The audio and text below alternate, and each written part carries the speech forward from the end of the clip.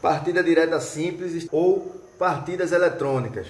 Hoje eu vou te mostrar qual é a vantagem e desvantagem de você estar utilizando uma dessas partidas aí na situação que você está, na sua indústria, na sua residência, tá bom? Temos aqui um motor trifásico e um contator, um relé térmico bimetálico e um inversor de frequência. Vamos falar agora a partida simples, partida direta simples. É a maneira mais simples que você tem de levar um motor trifásico à rede, só que também de maneira segura. Você percebe aqui o relé térmico bimetálico que faz a monitoração da corrente elétrica para fazer a segurança desse motor. Se caso ele venha, por exemplo, sobrecarregar, ou seja, uma carga maior, puxar uma corrente maior, ele vai e desarma. Então a partida direta aí tem lá, né? Opa, sem quebrar, né?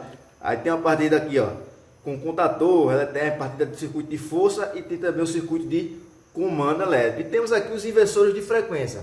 Os inversores de frequência, ele serve para alterar a frequência da rede. E qual é a vantagem e desvantagem de estar utilizando, por exemplo, uma partida direta simples? Uma vantagem é o custo e benefício, que o contator, um relé térmico bimetálico, se torna mais simples de você estar utilizando, o custo é muito mais em conta do que o inversor de frequência. Isso aqui não tem nem o que discutir, certo? E qual é outra vantagem que a gente pode ter, né, além do custo e benefício, utilizando a partida direta simples? Uma partida direta simples. Vou te dizer, outra vantagem que você tem que ter é o autoconjugado. O que seria isso, o autoconjugado? É que quando você está com uma partida direta simples, você está chegando aqui, por exemplo, nossa rede aqui em Pernambuco, trifásica, né? 380, chegou 380 nele, sai 380 direto para o motor. Sendo que quando ele chega com 380 direto no motor, ele vai estar atingindo sua velocidade máxima. O conjugado é a força de giro que ele vai estar no eixo. Então, se ele tiver uma carga pesada, ele vai puxar, certo? Ele vai puxar, vai ter força para puxar.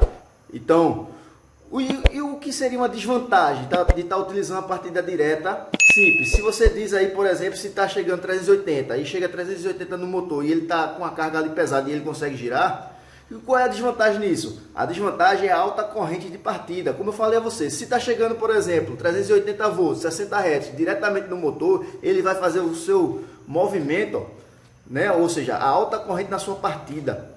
Por quê? Por exemplo, imagine você, você está parado e começa a correr. Faz tempo, um mês, 2 meses que você não corre e você vai correr.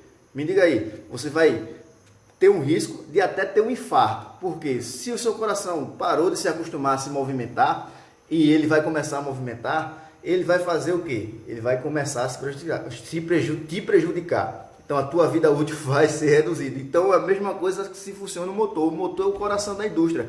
Se você, por exemplo, ele está inércia e você liga ele 380 volts, se você liga ele 380 volts direto nele, na sua bobina, né? E ele começa a girar, a alta corrente que vai ter, para ele atingir a sua velocidade nominal, vai fazer com que prejudique assim a sua vida útil, tá bom? Então, a alta corrente de partida, numa situação de um motor trifásico ligado numa partida direta simples, é prejudicial. Porém, o seu conjugado, a força que é gerada através dessa alta corrente de partida, é boa. Tranquilo? Então é uma vantagem, tem as desvantagens. Mas aí, professor, o que poderia manter o conjugado, ou seja, a força no eixo, e diminuir a corrente de partida? Qual é a situação que poderíamos estar utilizando para ter esse benefício?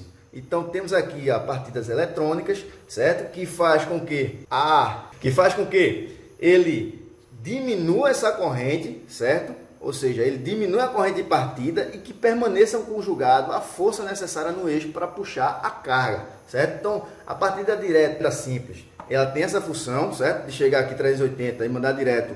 A alta corrente é prejudicial, mas porém o alto conjugado, porém o inversor de frequência ele já faz o contrário, ele já diminui a corrente e permanece o conjugado. Então é uma vantagem muito grande de utilizar um inversor de frequência, porém o custo dele é muito alto. Se você for, por exemplo, ligar um motor bomba dentro da sua residência, você vai preferir utilizar, claro, né, uma partida direta simples, que você vai estar gastando menos. Porém, se você estiver utilizando aqui o inversor de frequência, você vai estar diminuindo sua corrente de partida e aumentando a vida útil do motor. Porém, o custo-benefício não é vantajoso, certo? Se for numa indústria, beleza, mas uma situação simples, numa residência, certo? É inviável, até mesmo para uma indústria que tenha um motor até 6 CV, 5 CV, é inviável, dependendo da situação que for estar utilizando, certo? e é inviável você estar utilizando aí um inversor de frequência. Aí temos aqui, por exemplo, o inversor de frequência. E como é que funciona o inversor de frequência? Ele chega a uma tensão alternada, transforma em contínua e sai alternada. Só que ele sai alternada, meu irmão, ele sai alternada, podendo controlar assim a sua frequência. Porque se eu aumentar a frequência, ele aqui vai fazer com que aumente a velocidade. Se eu diminuir a frequência, ele vai diminuir a velocidade. Vai aparecer uma fórmula aí, NS é igual a 120, uma constante, multiplicado pela frequência F, dividido pelo número de polos do motor. Quando você vê aí a constante 120 e multiplicar por exemplo, né, uma frequência de 60 Hz, dividido pelo número de polos do motor, aqui eu tenho um motor de 4 polos, ele vai estar fazendo com que chegue aqui, por exemplo, uma velocidade de 1800 RPM, certo?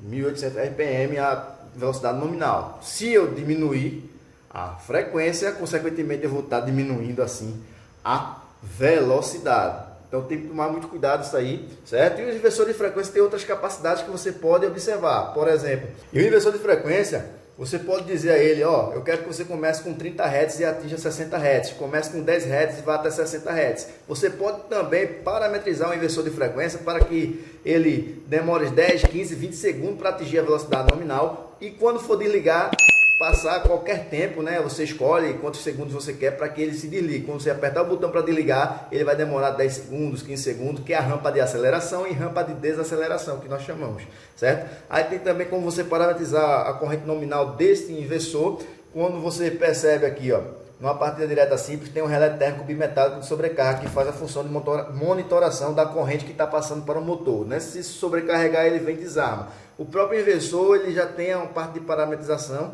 onde você vai colocar a corrente nominal ou até a corrente máxima, que quando atingir ele vai e desarma para a proteção do motor. E o inversor de frequência tem diversas outras coisas que nós estamos mostrando aí nas nossas aulas. Se você perceber, na nossa tela está mostrando aí um QR Code, que esse QR Code aí vai estar te direcionando diretamente para o nosso site, do Universo da Elétrica, onde você vai ter cursos, né, que vai te ensinar do zero ao avançado, a partir de inversores, comandos elétricos, automação residencial, automação predial, automação industrial.